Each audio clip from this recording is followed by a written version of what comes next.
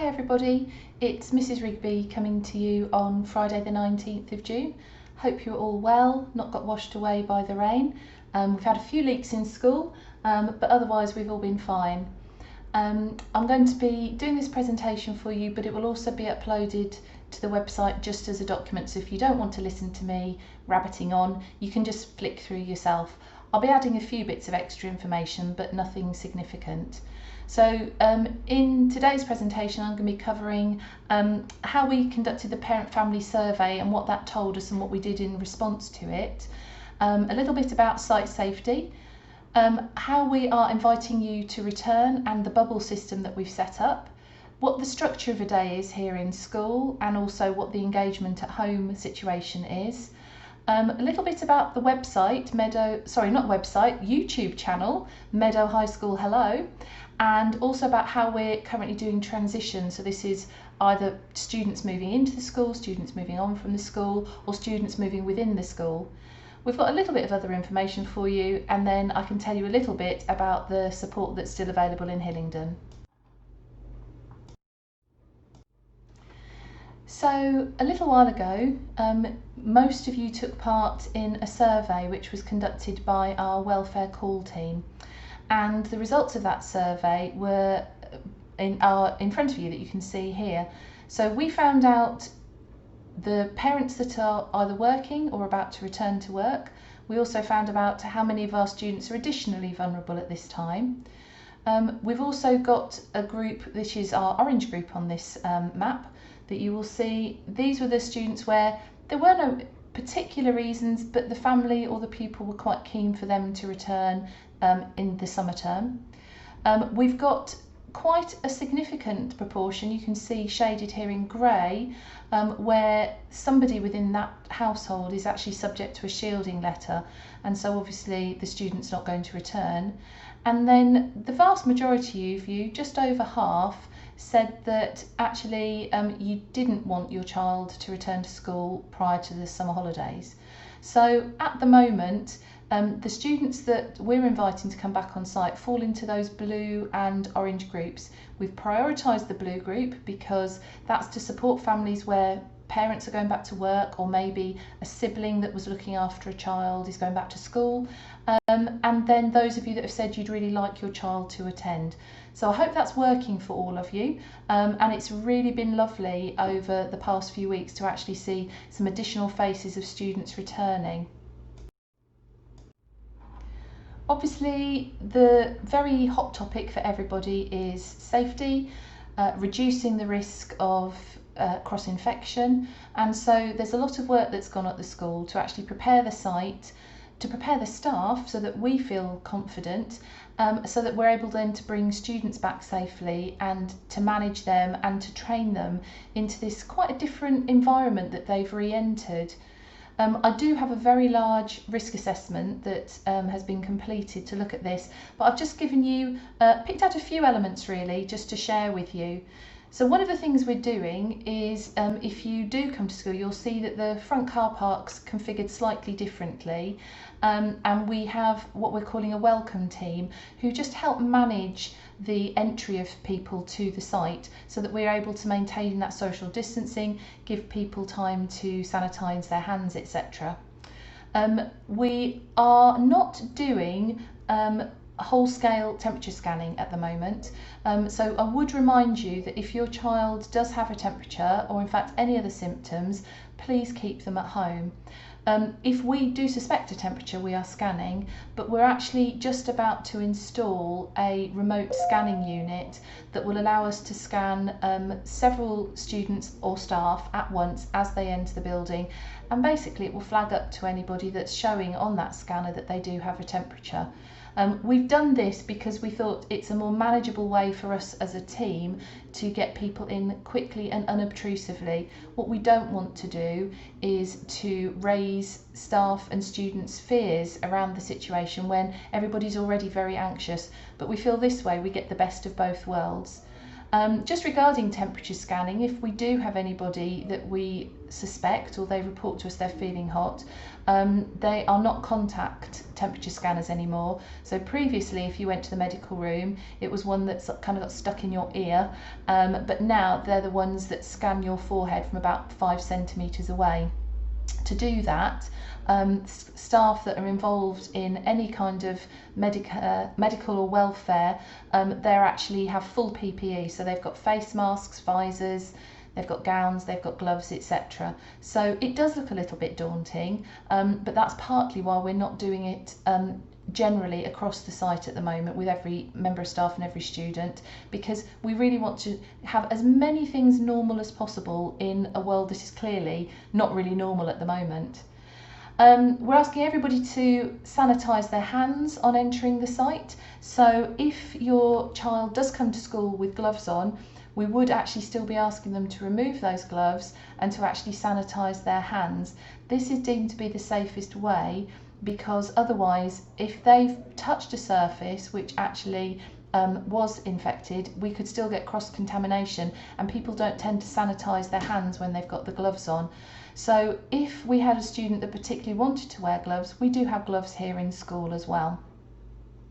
So we've got various one-way systems about the school. There's only a couple of very short corridors where we haven't been able to do that, which have had to be double movement. It's working quite well. We do find ourselves going to try and go back down one-way systems and having to be very disciplined with ourselves as staff to get out of habits. So it's interesting how difficult it is when you're used to moving about a site in a particular way. And again, this is one of the reasons why we got staff back in first, and now we're gradually increasing our pupil numbers, because it's just given us time to adjust to the systems and then to model for students the best way of working. I have to say, I think students are doing a fantastic idea.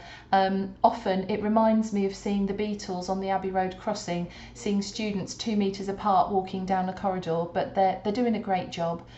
One of the added benefits is staff that have got a Fitbit have told me they've increased their step count by about 4 times. So they're actually getting a free workout courtesy of COVID. So that's one of the little silver linings.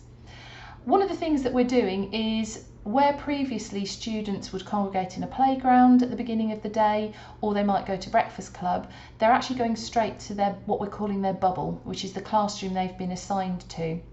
Now, at the moment, we're not running breakfast club. However, we're just looking at how we can reopen breakfast club. And if there are students who would normally have a breakfast, then we're going to be looking at a booking system, and then they will be able to collect that from the hall and take that to their bubble and eat in their bubble. Within the bubble classroom, each student has their assigned desk, which is not shared with anybody else. Now, that might have to change slightly when we get to September, and I'll talk a little bit more about that further on. However, at the moment, the students that are in, they have a permanent desk. Nobody else sits at that desk or uses that chair.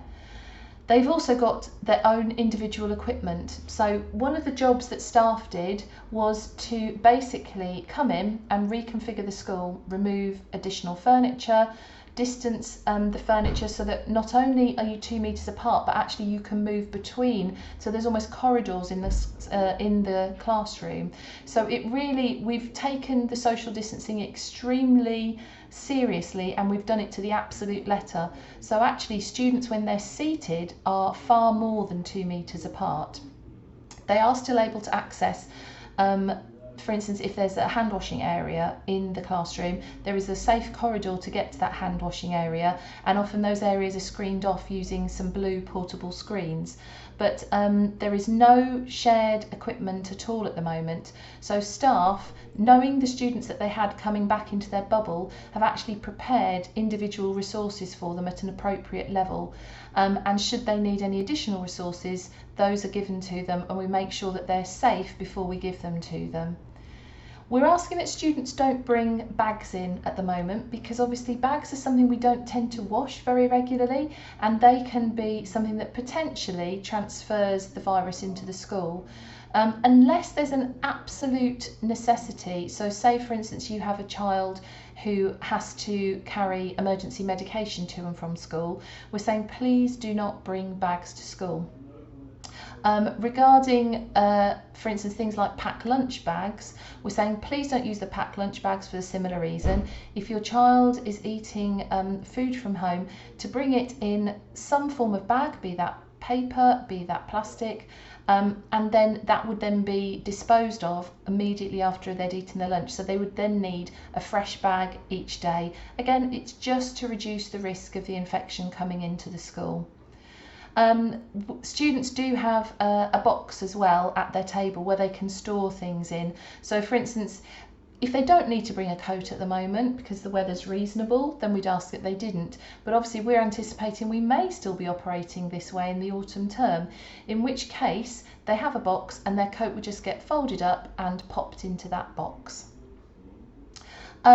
So to keep students separate in lesson time is actually relatively easy, and we've put a lot of things in place that make that work very effectively. Actually, the most challenging time to do that is around breaks and lunch times, to give students the opportunity to go outside, get fresh air, stretch their legs, burn off a bit of that energy. So what we've done is we've actually split our site into what we're calling zones, and we have 11 zones, and each bubble is allocated a zone to play in. Now at the moment we have enough zones that each bubble has their own zone and they don't have to share it. When we get to the stage where we're inviting more students back and there are more bubbles, then we'll have to have staggered break times. So students would use the same zone, but it wouldn't be at the same time as any other children from any other bubble. So there is no shared equipment, so there shouldn't be a risk of cross-contamination at that point. If students need or would like play equipment, then that's assigned to that bubble. So at the moment, as I say, it's actually staying in the zones, but when we get to the point where we're sharing those zones for different groups at different times, then that equipment would need to be put to one side, and for instance it might be say, right, this is blue bubble's equipment, and now that green bubble are using that zone, this is your equipment, and that's monitored by staff. Staff also have access to wipes, which they're able to wipe down the equipment in between use. So even should children within a bubble want to use the same piece of equipment, staff monitor that, they make sure it's wiped down safely before the other student uses it. At lunchtime, at the moment, we're only having to have one sitting, so students either remain at their desk because they've got packed lunch, they have their food collected and delivered to them if they're not physically able to carry it themselves or they're not very good at social distancing. For those that are physically able and are good at social distancing, they actually make their way to the hall where we've got it set up with social distancing markers, and they're able to go around the hall, collect their lunch and then safely take it back to their classroom and to eat at their own desk. Then they go out for their after lunch break. We've also got social distancing marking for toilets. At the moment we don't have a member of staff assigned to monitor that because our numbers in school are very low, but one of the changes that will be made as we invite greater numbers of students back is that actually we will have a member of staff there who's just able to monitor toilets, because obviously that's a point where potentially you could be coming into closer contact, and they will be monitoring people going in and out of the toilets, and they'll also be monitoring hand washing, etc. We have our normal cleaning team in, and at the moment, because we're not using all of our classrooms, they're finding that they're able to do huge amounts of cleaning in the morning and after school. What we've also done is we've brought in a cleaning team throughout the day, so that we've got people in cleaning down high touch areas. We've also provided cleaning kits to every classroom, so that should they feel there's something that needs wiping down, they're able to do that without inviting anybody else into the bubble.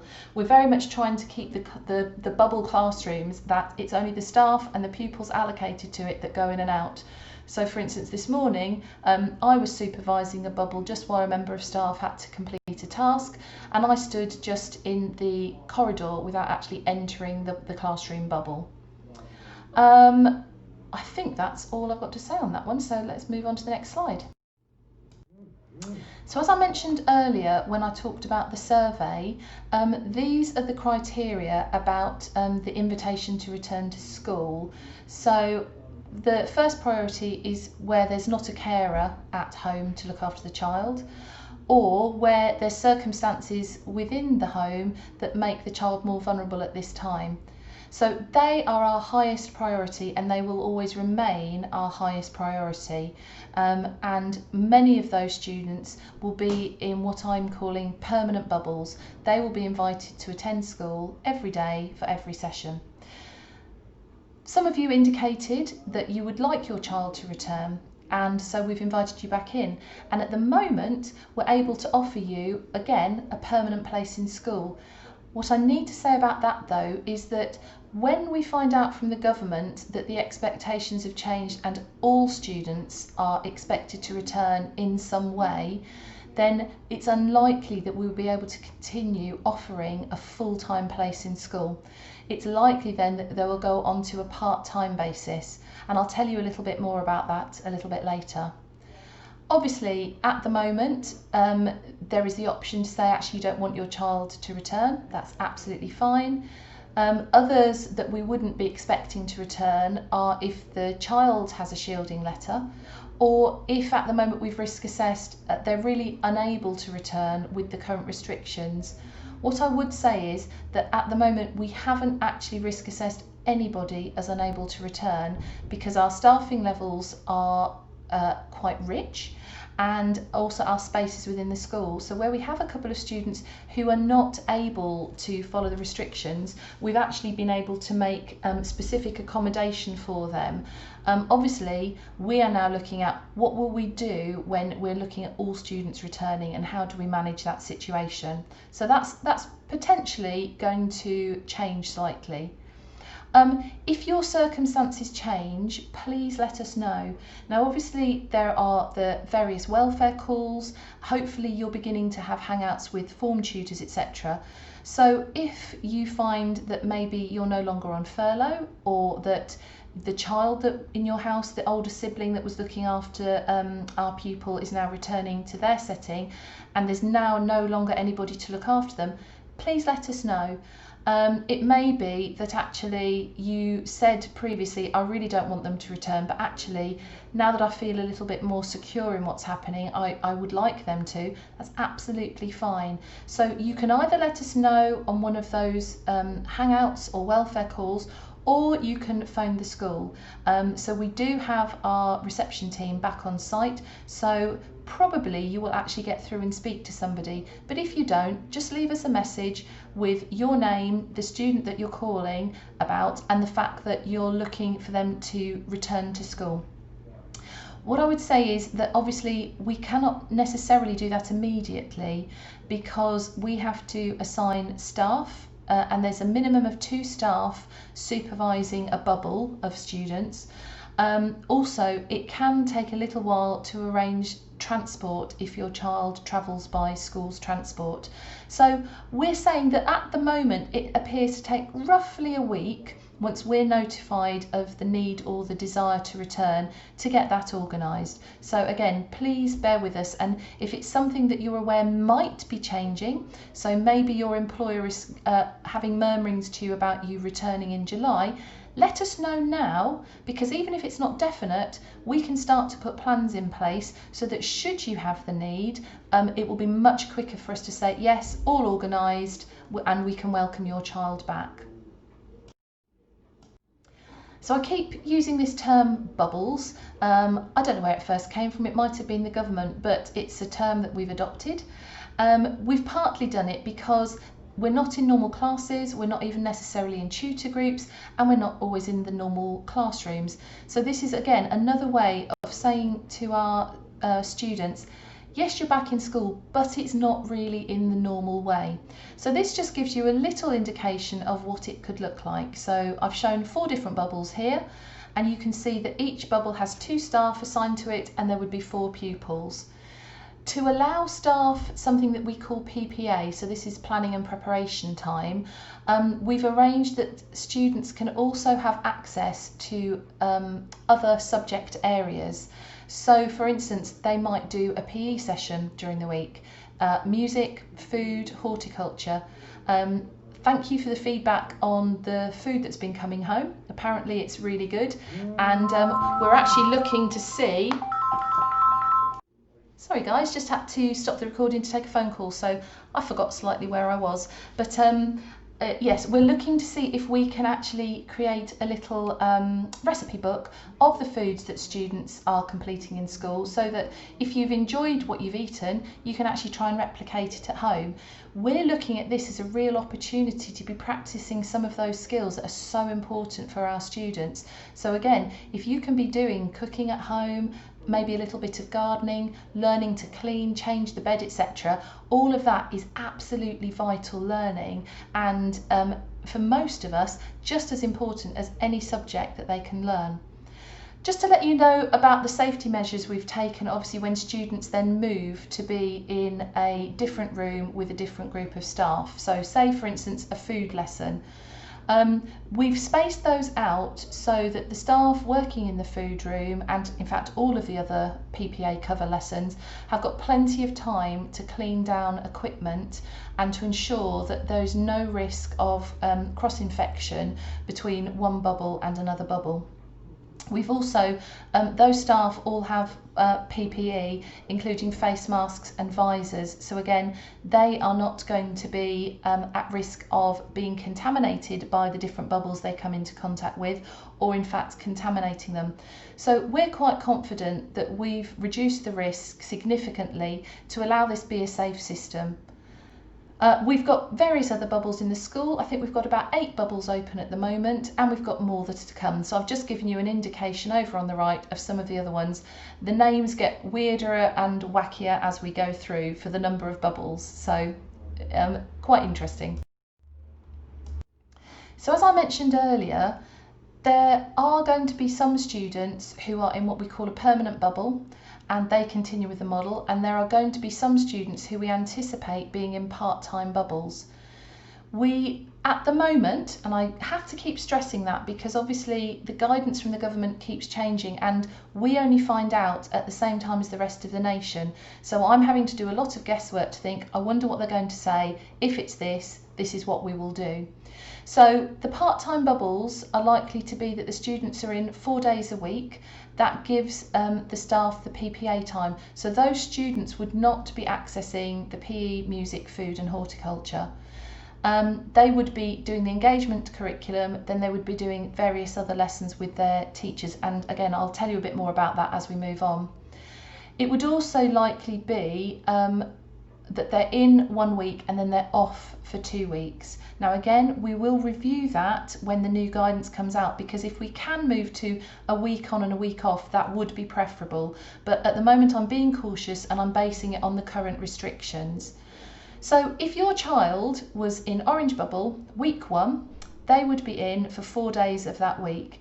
During that week, they would take part in lessons, and we would also then prepare them for the next 2 weeks. So they might be set assignments. We would be really looking at, is the student able to access the website at home? In which case, are they confident? Can we make them more confident? If they're not able to, do we print off packs ready to send home? Will there be project work, etc.? So it should alter it quite significantly for you and make it even easier if you then do still need to support your child at home part-time, that you will be getting even more support from us because we'll actually be having that face-to-face contact. So this sheet that I'm showing you now is what we think it may well be in the autumn. I'm expecting on the 29th of June that there will be an update from the government, and obviously we will then be reviewing these arrangements. If they change, I'll update you in a further update. So just a few bits and pieces around do's and don'ts for site safety. We do have a one-way system that we're asking people to follow. So if you are dropping your child off in the morning, please observe the social distancing lines. If you are bringing your child onto site, because in a vehicle because there is space to do that, which at the moment there is. And at the moment we are allowing families to bring their vehicle onto site, then again, please wait in your vehicle and wait for your child to be welcomed in by the welcome team. I just want to add a slight caveat again about vehicles on site. As you know, in normal circumstances, we say that there are no parent vehicles at the high traffic volume times. So that may change, and we may be saying to you, you'll have to park locally as you used to previously and then walk your child into school. But as I say, at the moment, you are able to bring your vehicles on site. So as I say, wait to be welcomed into the school by the school team, and there's hand sanitizer provided. And those of you that know the school, where there's the wooden covered area on the path on the entrance, there's additional hand sanitizer units there as well.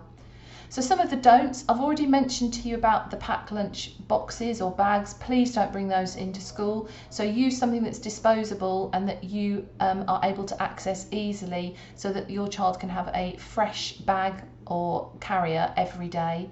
And again, please don't bring a school bag unless it's necessary for medication purposes. Just a little thing to be aware of. We have not stopped students from bringing phones to school. However, we are not collecting those from students and putting them in the safe because of the risk of cross-contamination. So students are asked to leave their phones either in their coat pocket if they brought a coat, on their desk, or to put it into their individual box by their desk. That does mean that when the student is out at break time, those devices are potentially unsupervised. So we cannot take any responsibility for those devices should the student be bringing them in. So please consider carefully if it's really necessary for your son or daughter to bring a phone to school, because if it is necessary, that's absolutely fine, but it is at your own risk. If it's not necessary, then I would urge you to consider potentially not sending them in with a phone.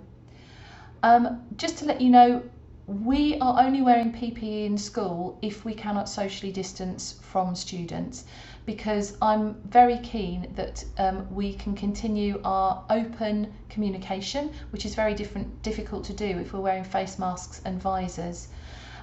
So I have left it up to staff's discretion, but we do not have a policy which insists that staff wear PPE unless they cannot socially distance. So for instance, should your child require personal care, then the staff members would wear full PPE. If your child required medical attention of any sort, if your child needed a hands-on therapy, so for instance to be put into a standing frame, etc. So we have considered all of those things. If you're at all uncertain, then obviously we can have individual discussions with you around the circumstances for your specific son or daughter. So I hope that some of you have signed in to the Meadow High School Hello YouTube channel. I actually think it's really brilliant. I think the staff that have been working on this have done such a fantastic job. I find some of them very entertaining. The ideas that the PE staff come up with are hilarious. I think the stories are wonderful. Actually, I ended up listening to the whole of one story because I got so enamoured of it, so I listened to every episode. I think also the way that the staff have managed to weave in the stories and the signing with the topic of the week has been really exceptional. So I hope you're enjoying those. We've done it because it's another resource for you. We've also done it because we just thought it's nice for the students to actually be able to see some of the staff. So one of our difficulties is, of course, that as we bring more bubbles back, some staff have got less time to do some of these things, but we are planning to continue, and we really hope that you've found it useful, entertaining, etc. If you've got any particular requests, let us know. Drop us an email at meadow@meadowhighschool.org, because there might be something you're thinking, oh, I'd love the staff to do that. So if there's something you particularly like, let us know. If we can do it, we will. I also just wanted to draw your attention to the picture of the school that you can see at the top of this page. This is actually an artist's representation of what the school will look like when we have our new build. So the planning is out for public consultation at the moment. and we are hoping that the build, should everything go smoothly, will be starting in September. So what you can see there is on the left where it says Meadow High School, that will be the new main building, and that will be the new entrance for visitors, etc., that little blue area. Slightly set back is another tiled blue area, and that will actually then be the pupil entrance. So they get their own entrance in this school, which is fantastic. You can see that the new building is predominantly double storey, which is lovely. And what you can't see, but on the left hand side of that, a lot of the classrooms actually let out onto a quad area, and we're planning that those will be Pathway 1 classrooms, so that most Pathway 1 classes will actually have immediate access into an outdoor play space. Also, the nice thing about this new building is that most classrooms have their own breakout space, which we don't currently have in the building here. So this is a much more modern version of an SEN provision, which is really exciting. Again, on that photo, or that representation I should say, just to the very right you can see another double storey building. That is our sports hall. Now, this build project is actually what they call a like for like, and we're not officially entitled to a sports hall, but the school with the local authority are actually funding that as an additional item, so that we will have the normal assembly hall, which will also be multi-purpose for various lessons and for lunches, but we will also have a standalone sports hall. So we're really, really excited about that. Sometime, hopefully during the summer, there will be what they call stakeholder events, where you will be able to see the planning in more detail. Unfortunately, like most things at this time, that's not going to be a physical event, it will be a virtual event, and I'm not quite sure how that's going to work, but the build team I'm sure will lead me through it. But it's an opportunity for you to see in more detail the planning. So we're very excited and actually pleased and delighted that the current pandemic has not actually altered the build schedule at all. So yes, very much looking forward to that starting.